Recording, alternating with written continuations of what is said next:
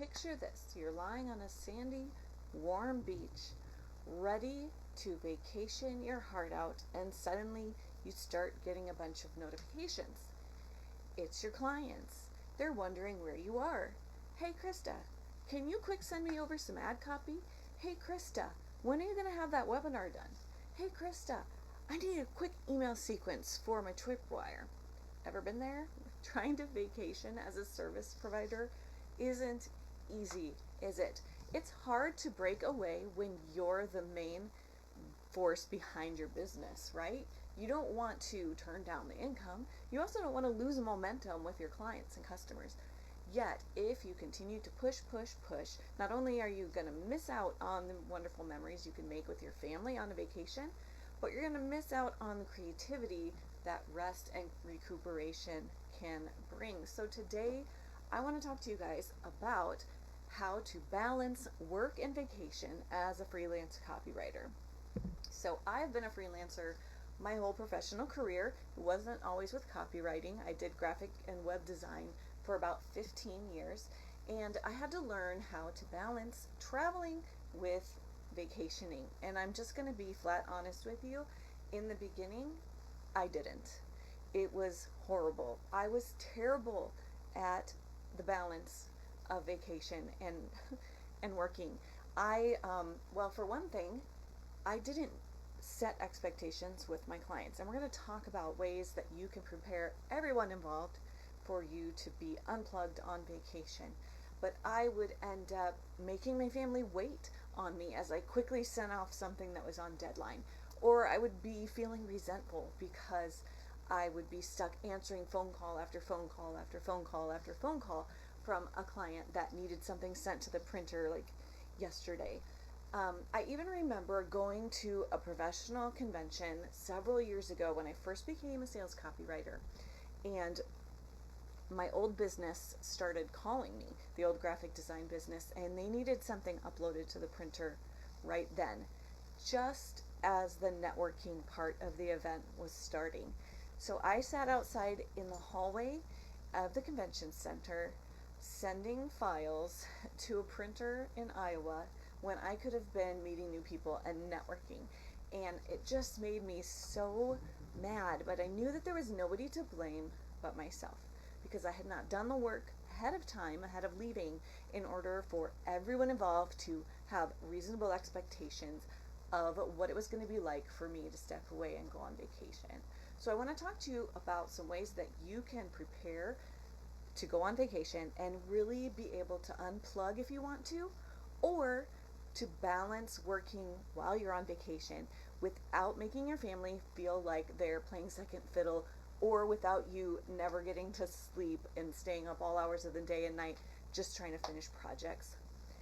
So the first thing that you have to do is you have to plan it. You have to plan for the separation. And so if you are a last minute traveler, this one's going to be a little bit harder for you, but you can sit down now and think about what you would need to do and what things you would need to address with your clients, with your team members, with your coaches, what needs to be taken care of beforehand, so that at least you have a list ready, so that when those awesome flight deals pop up on Priceline, you can be ready to go in just a few days' notice. So you need to communicate with everyone involved what you want your vacation to look like. And you need to decide first, do I want to work on vacation, or do I want to completely unplug? It's so important to decide in advance, because if you don't decide in advance, it's just going to happen.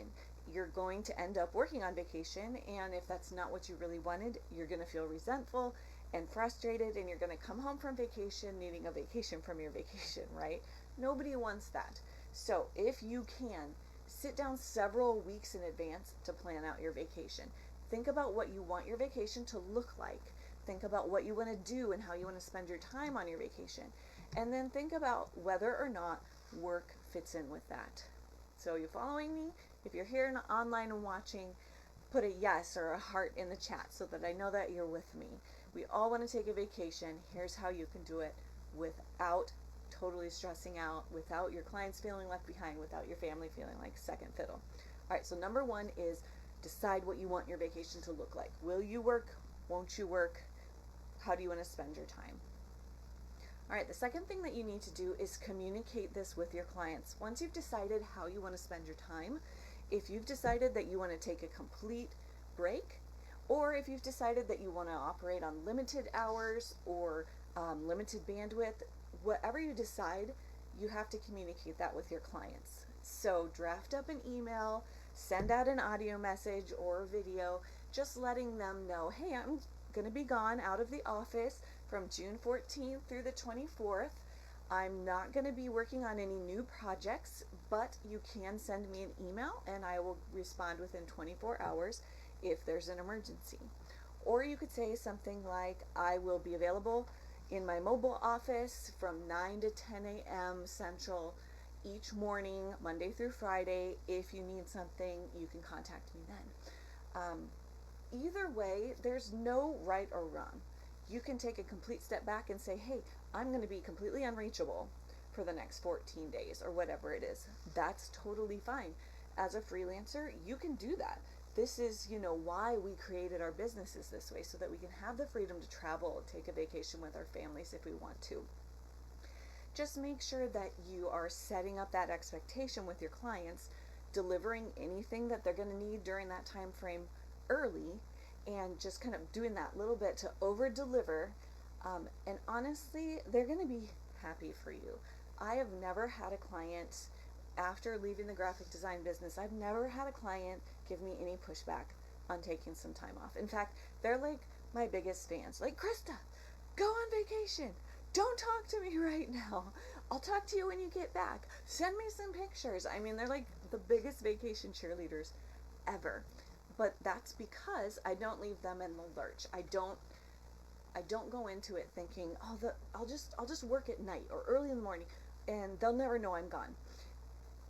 That's only going to put more stress and anxiety on you, because what if something major comes up and they don't even know that you're gone, and they think it's no big deal to just say, I need a 10 email sequence, and we're going to launch in 48 hours. Now you have to backtrack and be like, well, actually. But if you had set that expectation beforehand that you'll have limited capacity or unavailability, they will have reasonable expectations for what you can accomplish while you're gone too. So, second item, communicate with your clients. All right, the next thing that you need to do, and maybe you even want to do this before communicating with your clients, is to communicate with your family and the people that you'll be traveling with. That way they can support you when you need to get some things done. That way they understand, where you're at. Like, honey, I have to still make sure that I get this weekly blog article over to my client. So on Tuesday morning, I'm going to need 2 hours to work on that. If you would be willing to take the kids to the beach, I will finish that up. You guys will be having fun. I'll have that off my plate. I can join you for lunch. That's so much better than just dropping it on them last minute that, oh, sorry kids, we can't go to the movies today because mommy has to work. But if they know ahead of time, they already know, okay, mommy has a video conference call on Wednesday. We already know that. What should we do while mommy's on the call? And then she'll meet up with us later. Again, it's the expectations. When you set reasonable expectations, it's so much easier to navigate. It takes the stress out of it, and it takes, the unreasonable expectations out of it. So it's just expectations in life, so important all the way around. So make sure that you communicate with your family. Make sure that you communicate with your clients so that everyone's on the same page about how this is going to go. All right, so number three is, if you are planning on working, or even if you're not planning on working on vacation, but you want to work on the plane. So I'm not going to be working on client projects while I'm gone. My family is leaving for the Riviera Maya Tuesday morning early, and I'm not going to be working on any client projects for about 10 days. However, I do have some projects in my own business that I want to be working on, not necessarily while we're in Mexico, but all of that time sitting in the airplane and the airports and then the transfers to and from the airport and the hotel, that's all time that I could be using to brainstorm my webinar or work on my content for that week or work on my tripwires and funnels. So I'm going to make sure that I have what I need with me to be able to use up that kind of lag time to work on my own business and get some stuff done while I'm on the airplane. So I've communicated with my clients. They all know that I'm not starting any new projects until the 24th of June, and that I'll be available by email. I'll be checking in if they need something or if they have a question. So I make this happen by planning very strategically for my equipment. So 2 years ago, before COVID launched in 2019, I think I traveled 8 times. That's at least 16 flights. I had this down to a science. So I bought a personal item bag for storing under the seat to make sure that it fit under the seat, but also fit my laptop, which I chose a smaller size laptop so that it would fit in this bag. I also have like a smaller zipper pouch that holds all the cords, the headphones, the adapters, so that it's quick and easy to grab out of there. So everything that I need in order to get a little bit of work done is with me instead of inside a check bag bouncing around the insides of the bowels of the airplane. I can quickly reach it, no big deal. I can work on it like if we're taxiing the runway or on standby or whatever. It's a great way to use that kind of in-between filler time to get some stuff done. That said, item number 4 is don't count on the Wi-Fi. Most major airlines have Wi-Fi, which has been a lifesaver for me so many times, but budget airlines don't always have in-flight Wi-Fi. So if you're flying a budget airline and you plan on getting some work done, you're going to want to make sure that you download any files you'll need ahead of time while you still have Wi-Fi so that you can still access them. There's nothing more frustrated than pulling out your laptop, getting ready to work on an article, and realizing that you forgot to bring up the information that you need for research, and it's online and you can't get to it now. So then you're like, what do I do on the plane? So plan ahead to make sure that you have the files you need to get started if you're not going to have access to Wi-Fi during the flight. Also, make sure that you're checking and double checking Wi-Fi access at the place that you're staying. So whether you're staying in a hotel or an Airbnb or wherever, a friend's house, make sure that you have access to Wi-Fi if you need it. You can also purchase a portable hotspot or tether off your phone, which I do quite a bit if you have enough data. If you have a limited data plan, you might consider purchasing some more just for the length of the trip. It's much nicer to spend, $20 to $40 on some extra data than $200 to $400 when you go over and have to pay the data overage charges. Ugh, it's terrible. There's also some common places that you can get free Wi-Fi. So public libraries, restaurants. If you've got young kids, McDonald's can be your new favorite place. They get the Happy Meal while you check your email type of thing. So there's always ways to make it happen. Just make sure that you know what the availability is going to be for you so you can plan accordingly. All right, so tip number 5, traveling as a freelancer, is to stay in touch.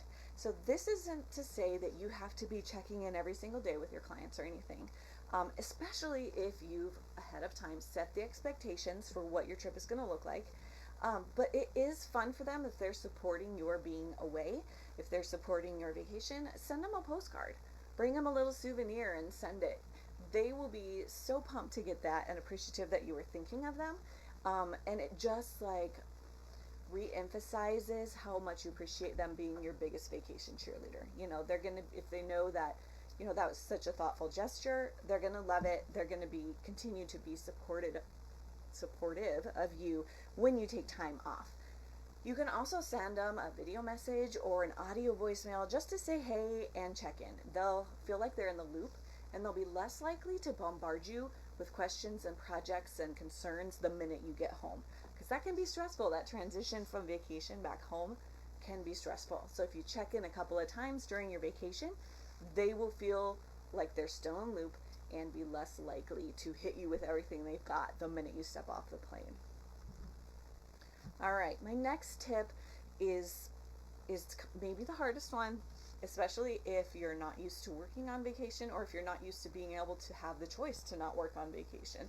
I remember the first vacation we ever took where I did these items. I took these this advice that I'm giving you, and I put it into practice, and I actually told my clients ahead of time I was going to be gone, instead of just not, trying to work on vacation so that they would have a seamless service or whatever while I was gone, so they didn't even notice I was gone.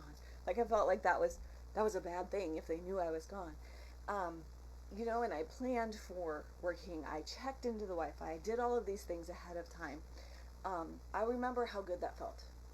We spent a week, 9 days in Colorado, and it was amazing. Like, I wasn't always like checking my messages. I wasn't having to get up hours earlier or stay up hours later to finish up projects. It was the first time I really, really unplugged for a vacation, and I was like, I'm never going back. Like, this is what vacation feels like. I remember this now.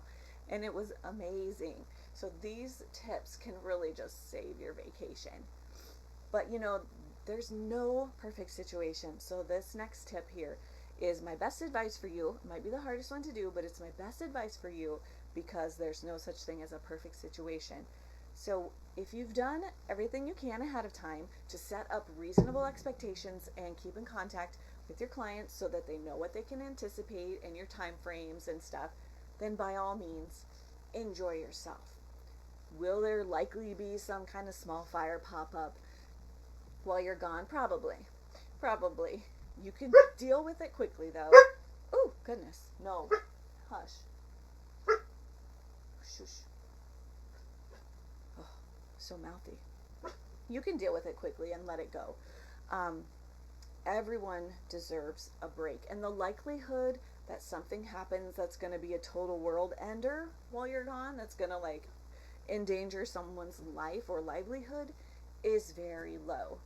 And like I said, one of the reasons why we built these businesses so that we could work online from anywhere is so that we can travel and spend time with our families and still serve our clients.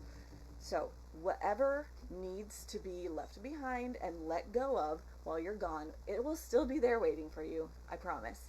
So just try to take a deep breath, understand that there's no perfect solution or no perfect vacation, and be willing to just let it go and carry on so it doesn't ruin your vacation. All right, now the last thing I want to talk about is packing. So when you're planning on working on vacation, there's a few things that you're going to want to have with you. You're going to want to make sure that you bring with you so that it makes it easier for you to roll with your mobile office. So I've actually made a list, and I'm going to post this. I'm going to post a link to this on my blog. This will go up on my blog next Tuesday, and it is the Copywriters Ultimate Packing List, and it's got all of the things that I would recommend bringing if you're going to be working remotely while on vacation. These things are just going to make it a little bit easier for you. Things like your laptop, and then all the things that go with it, your battery power source, your adapter, your power converter if you're headed to a foreign country. It's got all of those different things that you might need when it comes to your laptop and being hooked up as far as the actual device you'll be working on. It also has a category for multimedia things. So if you're like me and you're on social media and you're always creating content, you're going to need your microphone, maybe your headphones, a webcam, you're going to need a camera, all that good stuff so that you can have all the content you need when you get back to Wi-Fi and to edit video or whatever. I also included some basics. Like I told you before, I didn't even have a piece of paper on the airplane where I could not reach my laptop. Oh, I don't think I told you that story. All right, so I was recently, this past week, I took a flight from Dallas to Boise, from Des Moines to Dallas, from Dallas to Boise, and on both flights I had the middle seat, and I was seated between two gentlemen who were, they're dudes, they're bigger than me. And there was no room to get out the laptop, bend over, I knew it was just going to be too much. It's going to be too much for that short little piece of room. But I had so many ideas. If I had just had a notebook and a pencil, I could have written the ideas down, closed the notebook, put it away, and not have been sitting there the whole flight ooh, I can't forget this, I can't forget that, I can't forget this. So don't forget to bring some of the old school basics just in case getting to your laptop or your iPad is not possible during the flight. Bring a notebook, bring a pen, bring your planner. You can at least, block off some time if you have a paper planner. Make sure you've got apps on your phone that you need. What if it's, your scheduling link, your PayPal link, all those different things that you might need to access while you're in flight with the in-flight Wi-Fi. You'll want to make sure you have the apps downloaded for that. There's also items for entertainment. Honestly, you can only work so much on an airplane before your eyes start crossing and you're like, well, I need a break. So there's some stuff on the list for entertainment stuff. Thinking about, pre-downloading movies if you want to watch them, podcasts, audiobooks, headphones, just whatever you might need in order to stay entertained, or your kids entertained. I've got older teenagers, so they'll take care of their own entertainment needs. But for little kids, your iPad, an extra set of headphones, or a split jack so they can both be watching Monsters Inc. and not fighting over one headphone in each ear for both kids, All right, and then finally, the last category it includes is just personal stuff. So you might, have it down to a science, packing for working on the road like I do. If you're traveling to conferences and conventions a lot like I used to, I could pack for a business trip in 10 minutes. I'm not even kidding. But when it came to traveling for leisure, I would be like, I cannot remember, what do I need to bring? So there's a long list of things to bring, like just your basic personal items that you do not want to forget, or you risk having a miserable vacation. Things like a wide-brimmed hat, some sunscreen, a hairbrush. I always forget my hairbrush, you guys. I don't even know. A noise machine for sleeping, so that traffic in the hallway or whatever doesn't keep you awake. A small first aid kit, just things like that that can help make the trip easier and smoother and keep you having fun instead of running off to the expensive hotel gift shop for a Band-Aid when somebody falls down or whatever. But my best advice for you, if you're traveling, planning a vacation where you're either working or not working, is to have fun. Plan it for what will help you have the most fun, what will help you recharge and relax and reignite your creativity, because as writers, we need that. When we stop feeling creative, we start feeling blocked. The words won't come and we just sit in front of the screen. Vacation does that for me. Vacation gives my brain the break that it needs to stay creative, and I come back even more supercharged than ever to get going on my clients' projects and my own projects.